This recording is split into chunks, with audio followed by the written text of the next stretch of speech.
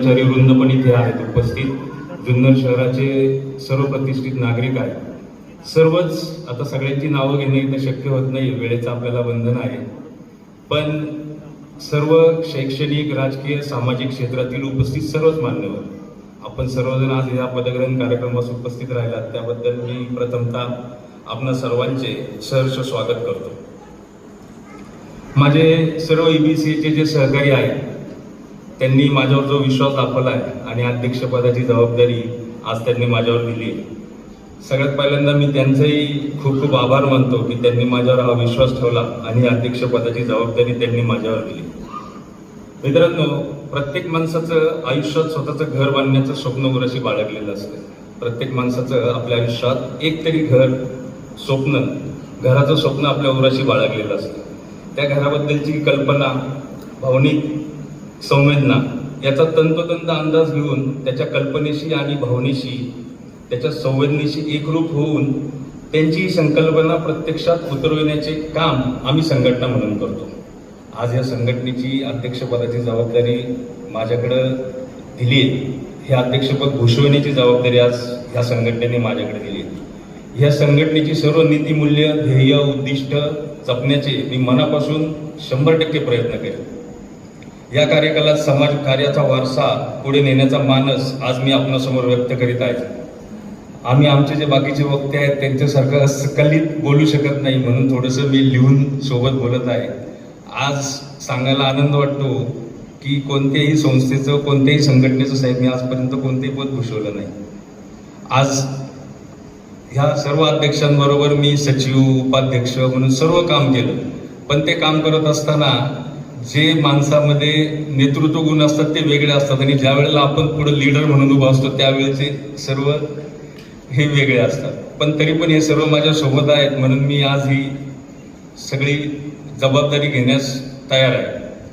जी काही ध्येय उद्दिष्ट आमच्या ह्या वर्षात मी पूर्ण करणार आहे त्यातला एक थोडासा लेखाजोखा मी आपल्या पुढे मांडतो. सर्व बांधकाम मजूर, आज बांधकाम मजुरांना सरकारी योजनेची माहिती बिलकुल नाही आहे. मग त्यात आपले महाराष्ट्रातले मजूर आहेत, बऱ्याचशा शासकीय योजना आहेत. त्या योजना त्यांच्यापर्यंत पोहोचवायच्या, त्यांना त्या अंमलात आणायच्या आणि त्यांच्याबरोबर त्या रुजवायच्या. संस्थेच्या माध्यमातून आम्ही रक्तदान शिबिर, आरोग्य तपासणी शिबिर पूर्ण आयोजित करणार आहोत. त्याचप्रमाणे वृक्षारोपण, वृक्ष संवर्धन हेही आम्ही सोबतीने करणार आहोत. पर्यटन विकासाच्या दृष्टीने विविध उपक्रम आम्ही राबवणार आहोत. व्यावसायिक वृद्धीकरिता, व्यवसायात नाविन्य आणण्याकरता तथा नवीन प्रगत तंत्रज्ञान अवगत करण्याकरता देशात व परदेशात अभ्यास दौऱ्यांचे आयोजन आम्ही करणार आहोत. संघटनेतील सर्व जे फॅमिली मेंबर्स आहेत, जे कुटुंबीय आहेत, त्यांच्यासाठी मनोरंजनाचे कार्यक्रम आयोजित करणे, तसेच पाणी अडवा पाणी जिरवा अभियान राबवणे. यामध्ये शिवसाहेब आपली आम्हाला फार मदतीची अपेक्षा आहे. कारण आज आपल्या जुन्नर शहरातले सगळे रस्ते कॉन्क्रीटचे झाले आहेत. घराच्या आजूबाजूला पण आपण सर्व कॉन्क्रीट पेव्हिंग ब्लॉक बसवलेले आहेत. सर्व रोडवरनं, घरापासून पावसाचं पाणी आपल्या बंद ड्रेनेज आहे, त्या बंद ड्रेनेजमधनं ते पूर्ण पाणी नदीपात्रात सोडलं जातं. साहेब, अशा पण आपल्या TP टाउन प्लॅनिंगच्या वगैरे अशा काही स्कीम्स आहेत की आम्हाला त्या कंपल्सरी केलेल्या आहेत की तुम्ही ते रेन हार्वेस्टिंगद्वारे ते पाणी विहिरीमध्ये, बोरवेलमध्ये, त्याचप्रमाणे जो पण पाण्याचा स्रोत आहे त्याच्यापर्यंत तो पोहोचवायचं आमच्याकडे ती जबाबदारी आहे. साहेब, याचा अवेअरनेसच आपल्याला कुणालाच नाही आहे. म्हणजे आजपर्यंत रेन हार्वेस्टिंगच्या खूप कमी स्कीम्स आपल्या जुन्नर शहरामध्ये आपल्याला दिसतील. तर साहेब, हे तुम्ही आणि आम्ही असे एकत्र मिळून जर हा अवेअरनेस लोकांमध्ये करून दिला तर रेन हार्वेस्टिंगचं काम म्हणजे पाणी अडवा पाणी जिरवा हे खूप मोठी समस्या आहे आज आपल्या पुढची. आपला जुन्नर हा भाग सुद्धा उंच ठिकाणी येतो, सर्व पाणी आपलं वाहून जातं. तर ते पाणी आपल्या जलस्रोतापर्यंत पोहोचवायचंय असा आमचा ह्या वर्षामध्ये मानस आहे. वॉटर टेबल वाढवण्याचा आमचा मानस आहे. तसेच संस्थेच्या माध्यमातून बांधकाम मजुरांच्या संरक्षणाकरता उपाययोजना अंमलात आणायच्या आहेत. आज आपण साहेब असाच एक उपक्रम राबवत आहोत. म्हणजे आज आमची वर्षाची नवीन सुरुवातच आहे, म्हणून आजचा ह्या दिवशी आम्ही एक नवीन उपक्रम राबवत आहोत. आपली शिवजन्मभूमी ही पर्यटन तालुका, आपल्याला सगळ्यांना माहिती आहे की आपली शिवजन्मभूमी हा पर्यटन तालुका म्हणून ऑथोराईज गव्हर्नमेंटने डिक्लेअर केलेला आहे.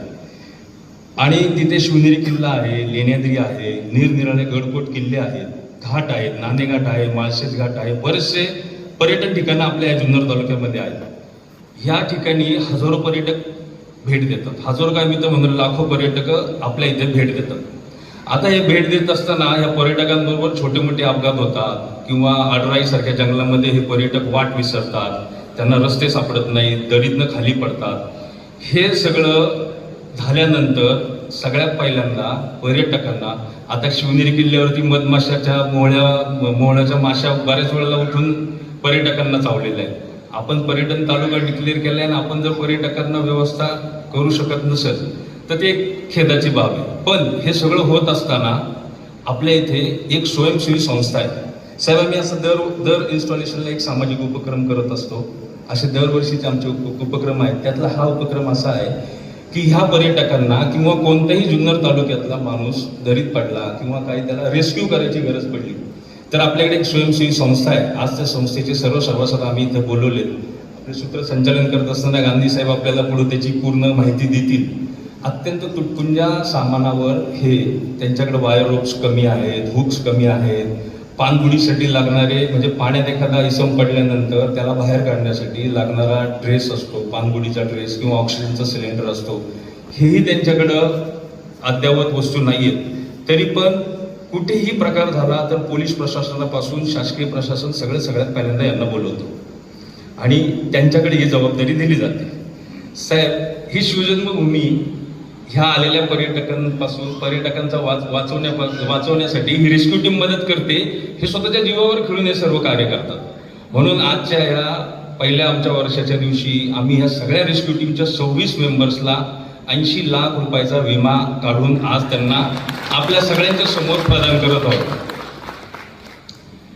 बरेचसे अजूनही सामाजिक उपक्रम आहेत. म्हणजे साहेब, आमची सर्व इंजिनियर्स मंडळी ज्या वेळेला पुण्यात जातात, अभिमानानं सांगूशी वाटतं की ज्या वेळेला सिव्हिल इंजिनियर पास आउट होऊन बाहेर पडतो त्यावेळेला सर्व दिग्गज कॉन्ट्रॅक्टरांबरोबर त्यांना इथं बरेचसे त्या योजनेचा लाभ घेतलेले आमचे सिव्हिल इंजिनियर बसले, स्वप्नील जाधव आहेत, अजून बरेचसे इंजिनियर्स आहेत. बाहेर पडल्यानंतर घरची आर्थिक परिस्थिती, आपली सगळी शेतकरी लोक असल्यामुळं भांडवल नसताना आम्हा सिव्हिल इंजिनियरांसाठी मेदगे साहेबांनी शासनाशी भांडून, महाराष्ट्र शासनाशी भांडून आमच्यासाठी विनास्पर्धा म्हणजे टेंडर न करता सगळ्यात पहिल्यांदा 15 लाख रुपयापर्यंतची निविदा आम्हाला विनास्पर्धा लॉटरी पद्धतीवर मिळून दिली. आणि त्यातनं आमच्या बऱ्याचशा इंजिनियर्स लोकांनी भांडवल जमा केलं, कामं केली. आणि सिव्हिल इंजिनियर्स जे काम करतो, आता ते आपल्याला सगळ्यांनाच माहिती, जे क्वालिटी काम करतो, शासन दरबारी पण आम्हाला असं सांगण्यात आलं की जे सिव्हिल इंजिनियर्स काम करतोय तसं कोणीही काम करू शकत नाही. म्हणून तुमच्यासारखी लोक ह्या कामांसाठी आम्हाला जास्त पाहिजेत. म्हणून त्या लोकांना विनास्पर्धा 15 लाखाच्या निविदा मेदगे साहेबांनी मिळवून दिल्या. तसंच साहेब, रेस्क्यू टीमला पण आपत्कालीन काही कलेक्टर साहेबांचा जर फंड असेल, आपण कायम ह्या प्रशासनाच्या याच्यामध्ये असतात, जाण्या येण्यामध्ये असतात, तर काही त्यांना आपत्कालीन व्यवस्थेतनं जर काही आपण साधन सामग्री देऊ शकलो तर आज आम्हाला खूप आनंद वाटेल. बोलण्यासारखं बरंचसं आहे. आपण सर्वांनी मिळून आपण हे वर्ष एकत्र पूर्णपणे साजरं करू. सर्वच उपस्थित मान्यवर आहेत, जितूभाऊ आहेत, बऱ्याचशा सामाजिक संस्थांचे सर्व पदाधिकारी आहेत, प्रशांत शेठ आहेत, गुंजाळ, सगळेच मान्यवर आहेत, शांताराम शेठ मोरे आहेत, सर्व आमचे बिल्डिंग मटेरियल सप्लायर्सचे सर्व बंधू आहेत, इथे माझे ग्रामस्थ आहेत. सर्वांचे मी आभार मानतो. बोलण्याची संधी दिली त्याबद्दल खूप खूप धन्यवाद. धन्यवाद.